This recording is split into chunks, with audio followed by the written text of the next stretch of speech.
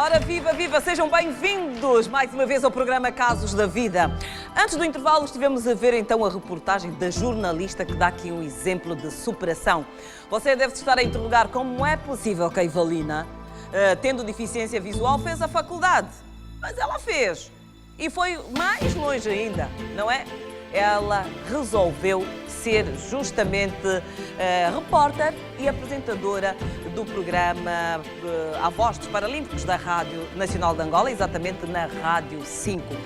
Como será que ela lê os textos? Como é que foi na faculdade? Ela disse-nos que é casada e tem filhos. Como é que tudo isso aconteceu?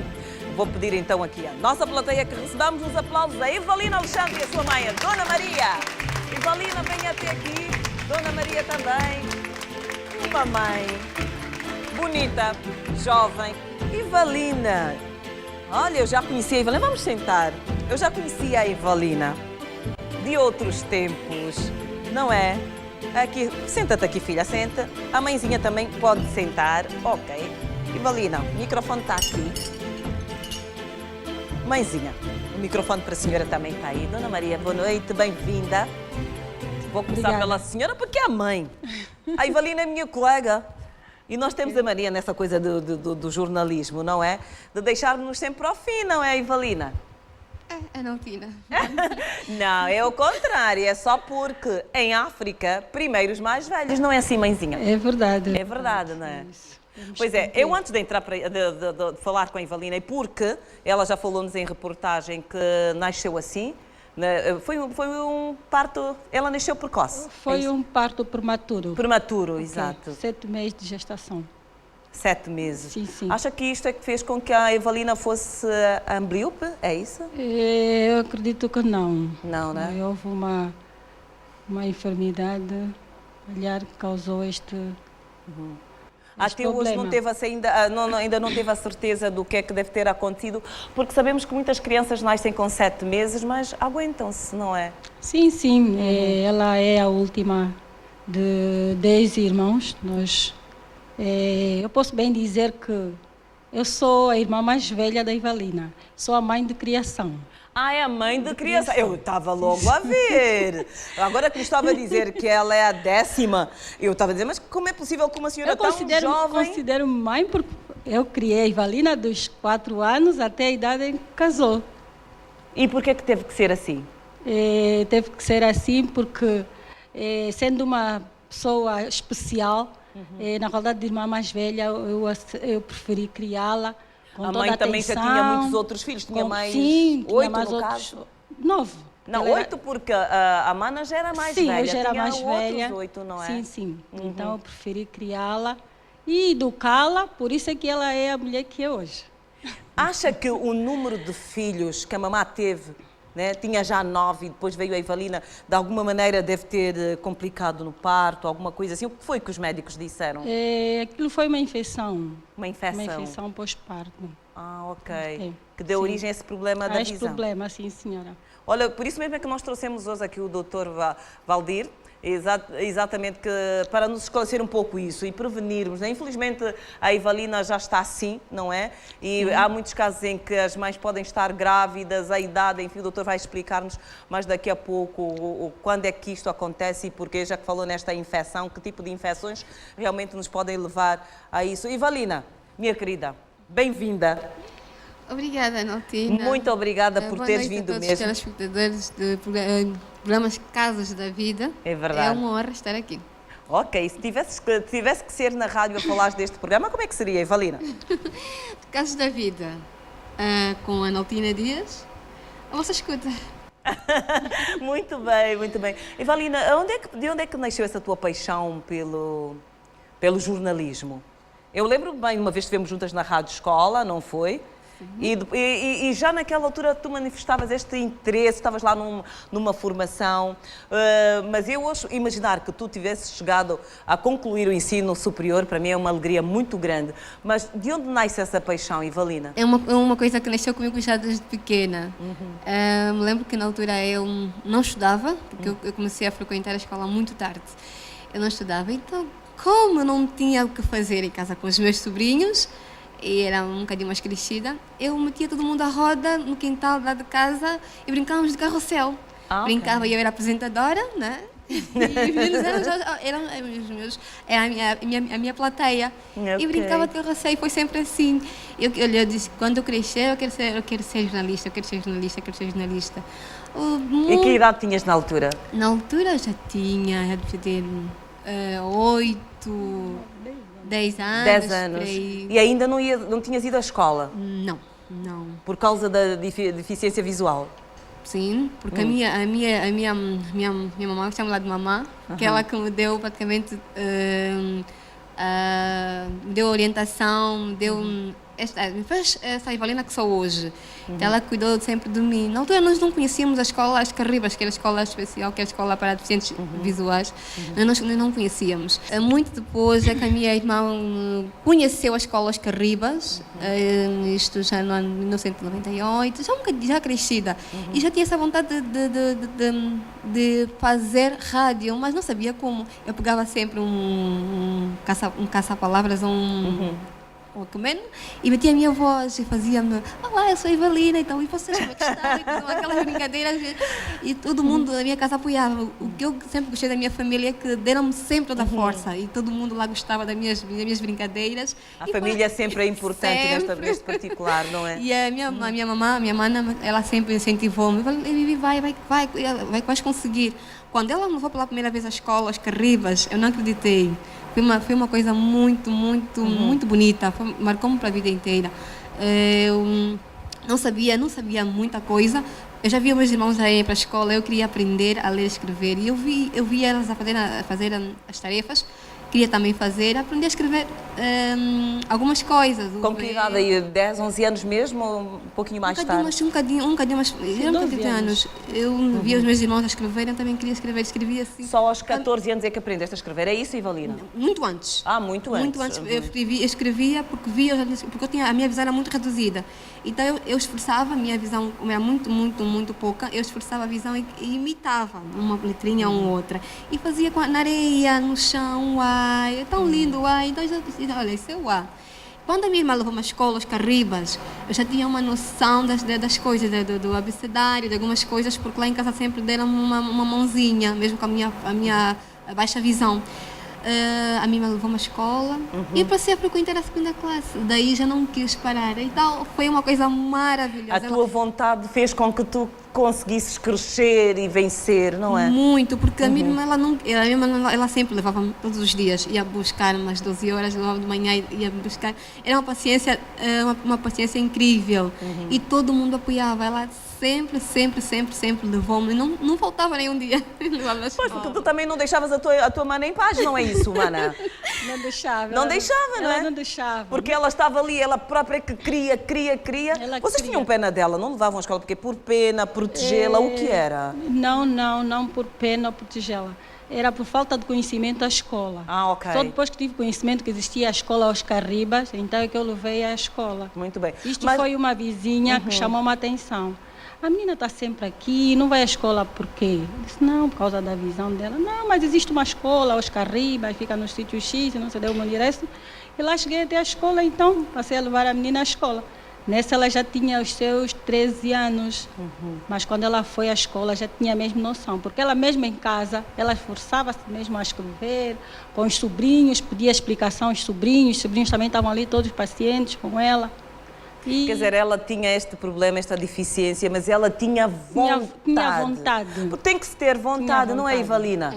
Eu era muito curiosa. Olha, agora que eu te estou mesmo aqui a ver de perto novamente, já não via a Ivalina há um bom tempo. Eu estou a ver, a menina cresceu, não é? E está bem bonita.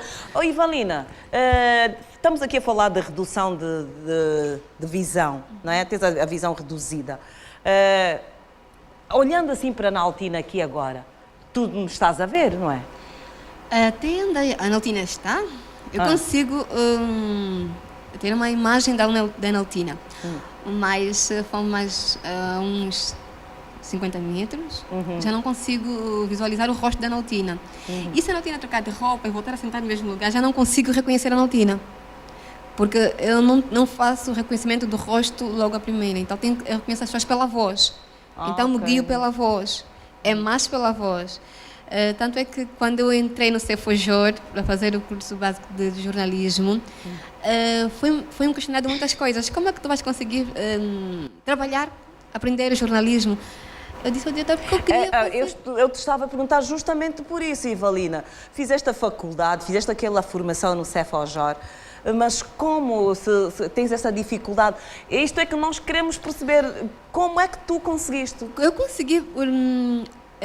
Uma das coisas foi mesmo força de vontade e muito querer. Eu não escrevia a tinta, eu memorizo as coisas, né? Tenho uma capacidade de Não estou mesmo a ver. Eu memorizo as coisas e vou captando. Da mesma forma que eu aprendi no Cefojor, é do mesmo jeito que eu aprendi na universidade. Foi diferente nas escolas Carribas. Nas escolas Carribas eu aprendi o braille. Pois lá tens o braille. E tinha professores que tinham conhecimento do braille, que dominavam o braille, que já auxiliavam os alunos. Coisa que na universidade e noutros... Ivalina, desculpa cortar-te para perguntar o seguinte. Na universidade, tiveste que decorar tudo também? Ou quase tudo? Não, quase tudo. Eu não tinha também, já não são mais... Sim, porque eu estou mesmo aqui... Olha, estou mesmo admirada contigo, a sério. Foi quase tudo, porque eu estava inserida numa turma de 5 alunos no primeiro ano, depois foi reduzindo, mas eu sentava à frente, porque eu queria mesmo ouvir a matéria, ouvir o professor a falar e queria absorver a matéria. Então, eu tinha um caça que me facilitava, eu gravava algumas coisas, o resto eu retia mesmo. E as provas? E nas provas como é que era? Fazia Tinhas prova de oral. escrever? Não, Só fazias prova oral. Fazia prova oral.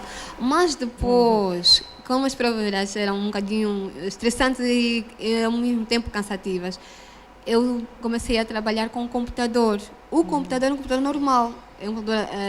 Tem um programa que o JAWS, ele fala tudo que eu tiver a escrever, tudo que eu tiver a executar no computador.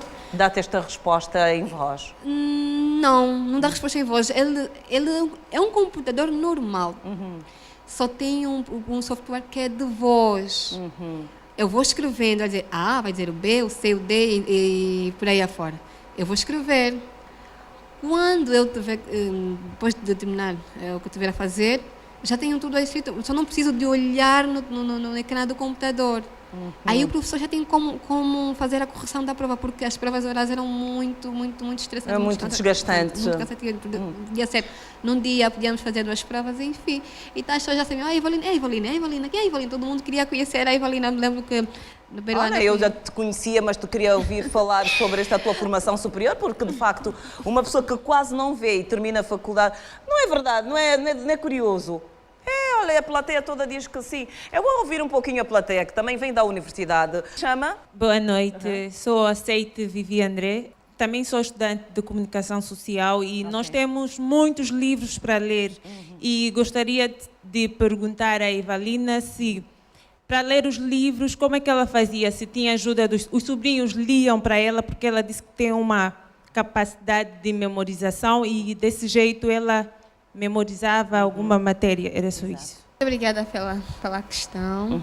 Dizer que na universidade, diferente do ensino médio que eu fiz Geografia e História no INE, foi mais fácil porque nós éramos muitos deficientes inseridos numa turma a fazer Geografia e História. Já era um bocadinho mais fácil, tínhamos o Braille e é muito mais fácil. Na universidade foi um bocadinho mais complicado porque os professores não tinham aquela convivência com o deficiente. Éramos todos novos e normalmente na universidade os professores eu não tinha colegas com deficiência nenhuma, né? Era a única deficiente na minha turma.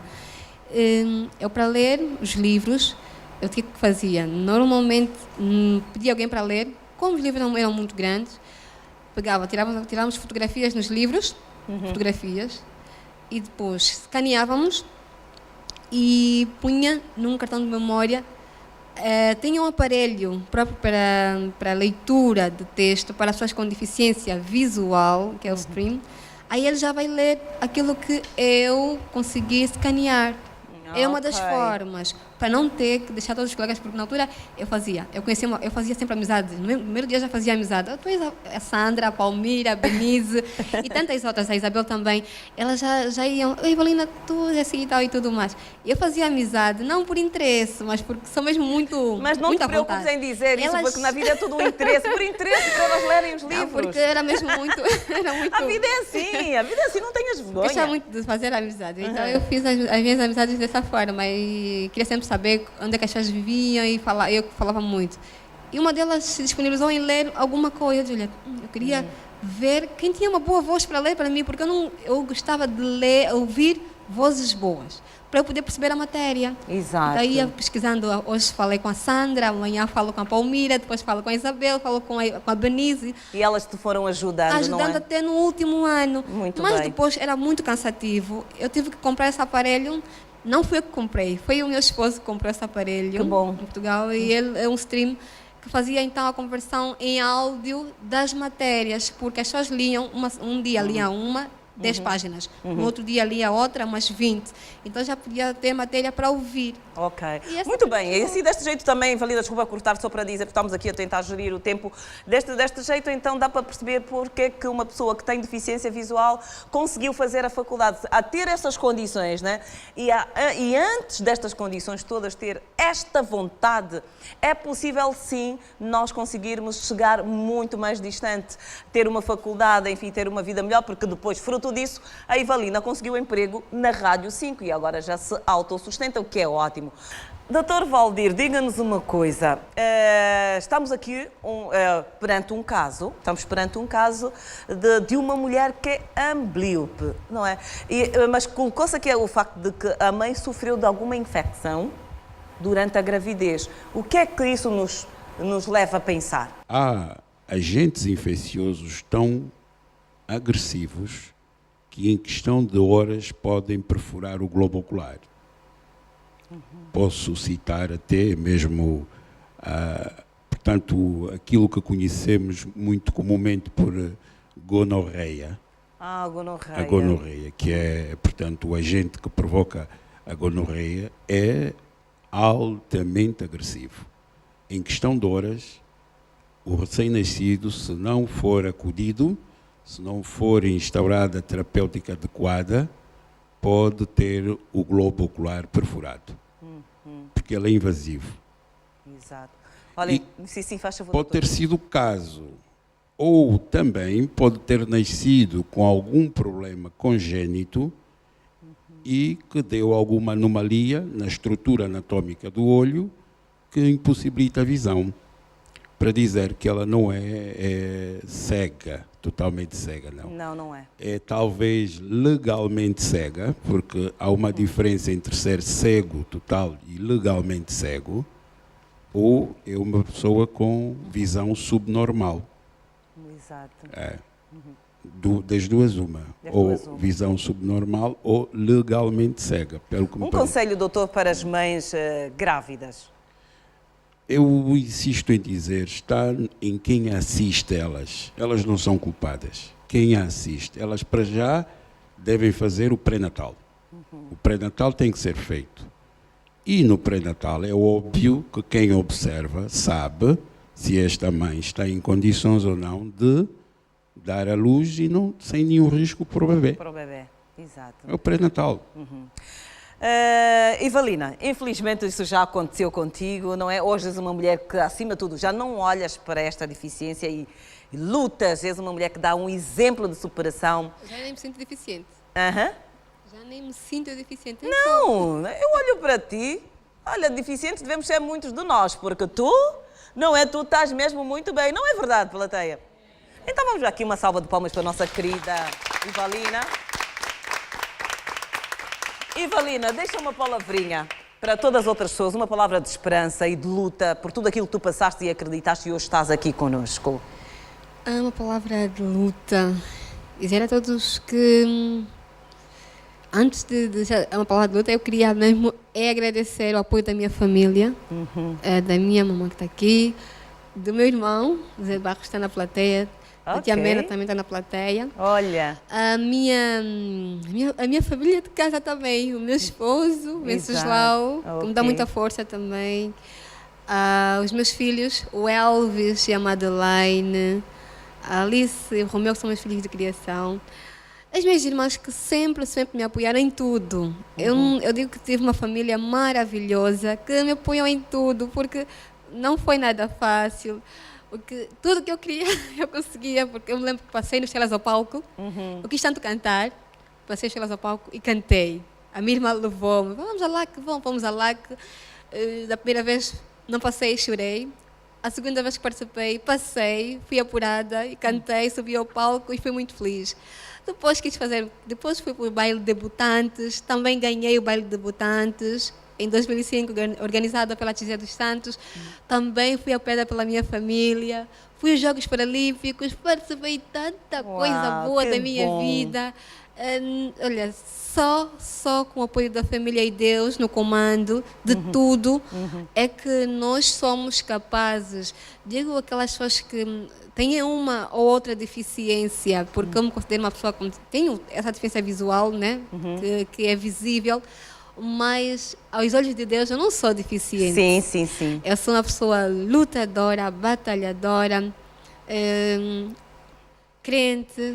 Tenho muita fé de que a minha deficiência é uma não coisa é passageira. nada perante aquilo que tu és. Exato. Exemplo disso está aqui as minhas conquistas, as minhas medalhas. As medalhas que aí estão, exato.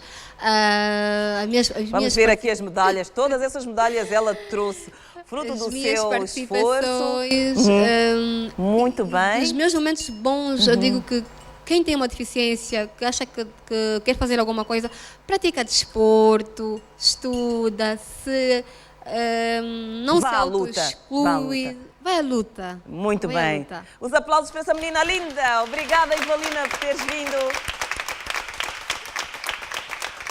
Obrigadíssima. Dizer então que está aí mais um exemplo de superação. A Ivalina veio aqui e disse tudo.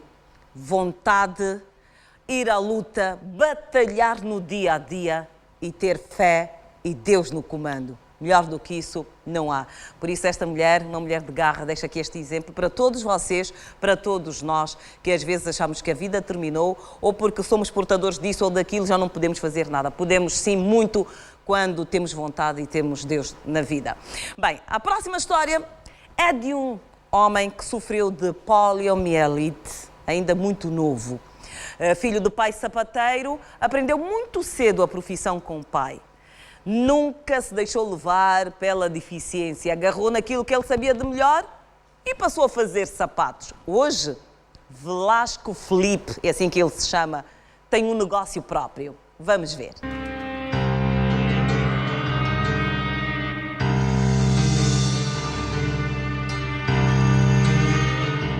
A poliomielite, aos 9 meses de idade, foi a causa da deficiência de Laureano Ambriz.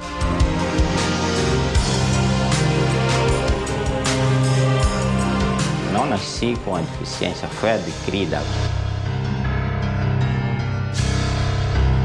Como sabe, naquela altura não havia as campanhas que existem atualmente, praticamente da independência a vacinação contra a poliomielite. Estava a dar os primeiros passos quando tive essa doença. Da forma que no universo dos irmãos todos que eu tenho, eu sou o filho primogênito dos meus pais e sou o único nesta situação. De pai sapateiro, Laureano aprendeu cedo a profissão. Graças ao seu conhecimento na arte de bem fazer sapatos, foi-lhe dada a oportunidade de abrir o seu próprio negócio.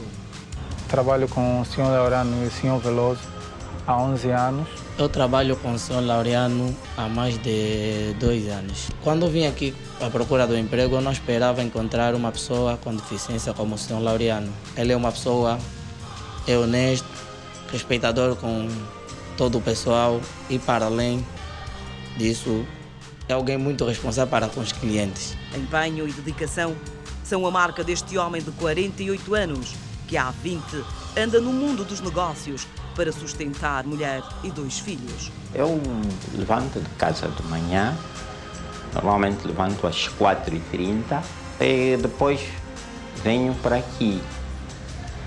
aqui. Normalmente eu tenho estado cá às segundas, quartas e sextas-feiras. É um exemplo de que, com trabalho e dedicação, é possível ter um futuro melhor, independentemente da condição física.